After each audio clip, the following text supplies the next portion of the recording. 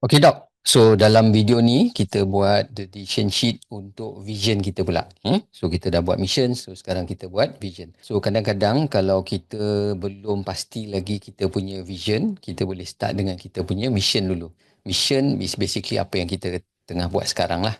Vision ni benda yang lagi besar, destinasi yang kita nak pergi lebih jauh, into the future.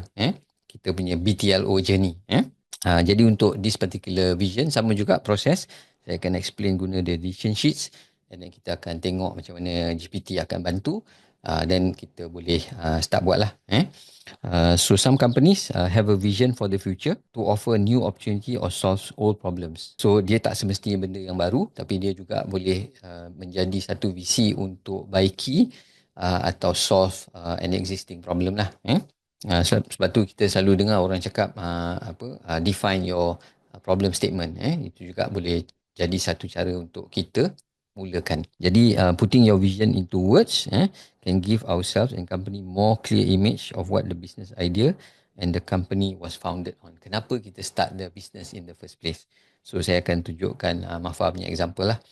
Jadi macam mana nak buat? Start at the bottom of the decision sheet by describing the world the company is facing today. Okay, write down keywords, describe the current reality.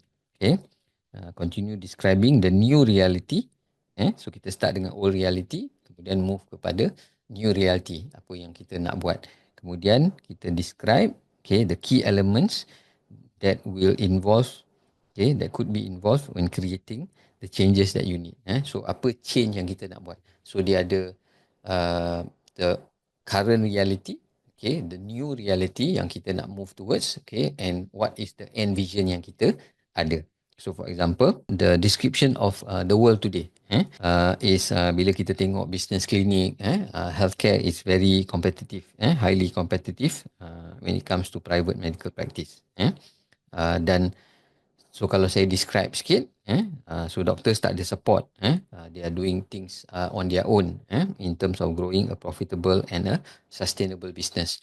Mungkin sebelum ni the vision is small, just to start a clinic for example. Tapi bila kita dah bersama, we are painting a picture that this can be something that is bigger and creating more impact to the community. We want you to be a local superstar. We want you to build a BTLO so that dia boleh dipanjangkan usia lebih daripada usia kita. Kita boleh put in systems supaya kita boleh pass on sama ada to our next generation, to kita punya co-founder, kepada anak yang mungkin minat, ataupun kita boleh jual the business dan dapat price yang lebih baik lah. So dia ada beza kalau kita jual klinik dengan sistem dengan tanpa sistem. So itu something yang kita nak mula fikirkan daripada sekarang dan bina all those things. So and then kita move up. So creating the change.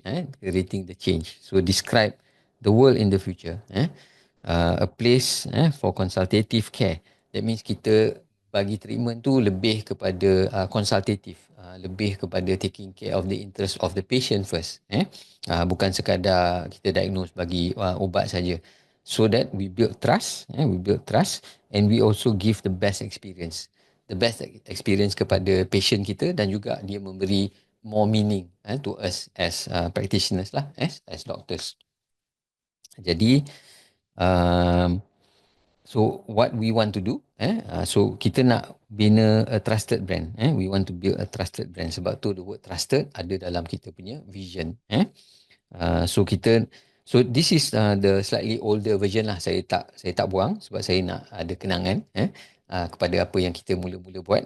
So masa mula-mula tu kita buat Mafa Academy, kita nak buat business training, and then provide solutions lah for healthcare businesses to grow sustainably. Kita kena faham juga bila kita guna perkataan sustainable ni, kita mesti menjadi profitable dulu baru kita boleh jadi sustainable. So is to build sustainable business tu maksudnya profitable is goes without saying lah. So dia mesti profitable baru dia menjadi sustainable. Jadi kepada siapa? Doctors, so that kenapa kita buat the change we want to make so that the doctors are able to pursue their calling in really helping and create impact to the community through the work that they do lah. So that's basically to craft your vision. So nanti lepas video ni saya akan buat seperti biasa, masuk dalam you punya super assistant ChatGPT, tengok macam mana kita buat, tengok macam mana kita boleh create more examples, and also saya akan sharekan Mafa punya.